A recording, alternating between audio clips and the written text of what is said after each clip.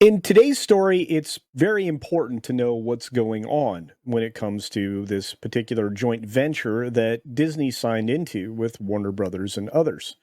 They signed into a sports joint venture that they probably had no intention of moving forward on. And if they did, they were doing it rather haphazardly and exposing themselves to the temporary nature of such a deal. It's odd to tie yourself to another corporation. And anytime you do that, especially if you're some of the biggest, you're going to be accused of collusion, price fixing, and monopolistic practices. And all of those things actually happened. If you're unfamiliar, Fubo TV took Disney and this joint venture and everybody else to court to say, you can't do this. And let me tell you, a judge agreed. From Deadline, a New York judge grants Fubo's request to block Disney, Fox, Warner Bros. Discovery venue sports bundle. And the companies vow to appeal the antitrust case.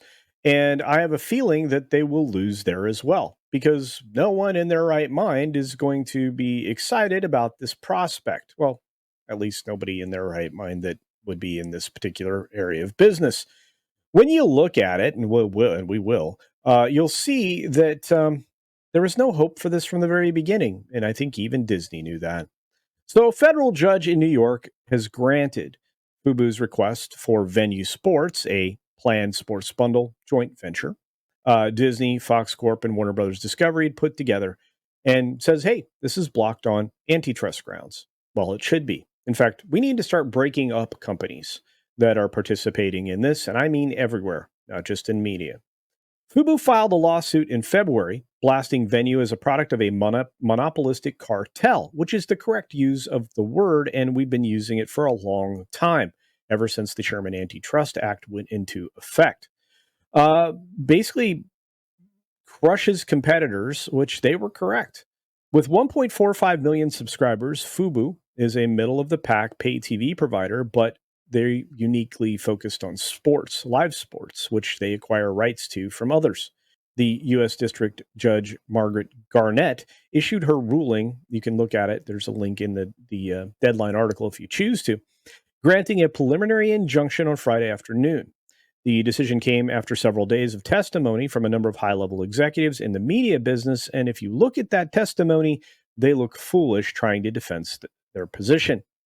Once the JV launches, the JV defendants have no reason to take actions that could allow for the emergence of direct competitors, which is true.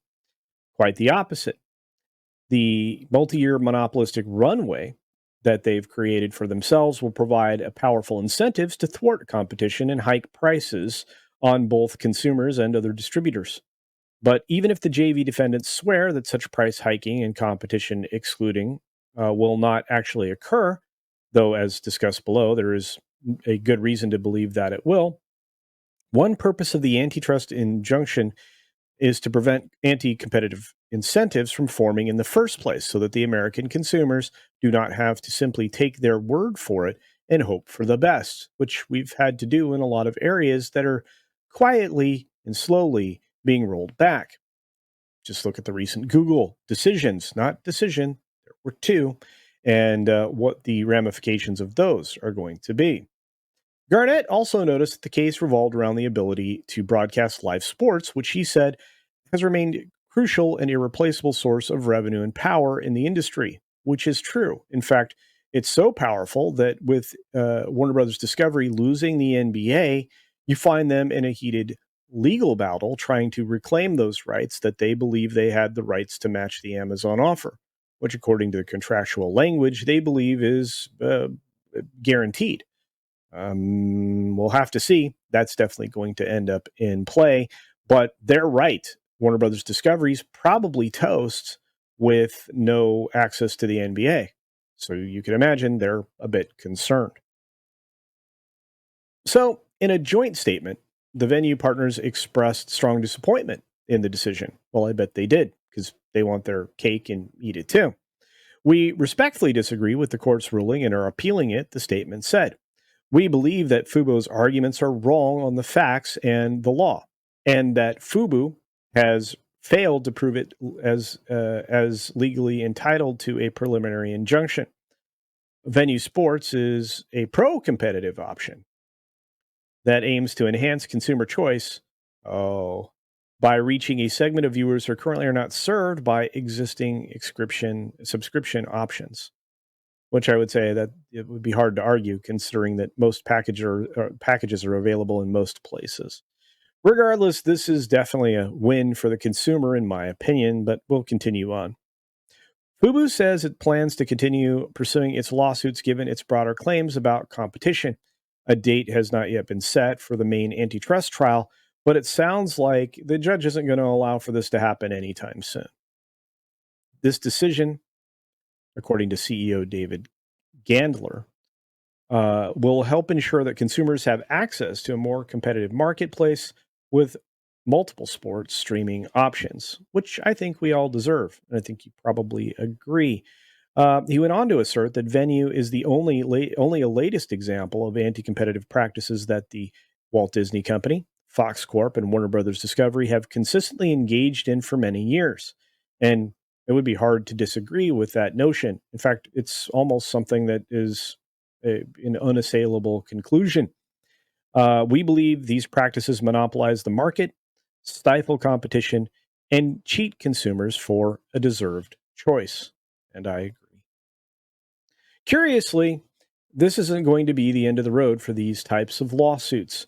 Competitors are going to have to fight for their right to compete going forward, and there are little incentives for any of these companies to comply with what are the rules of antitrust.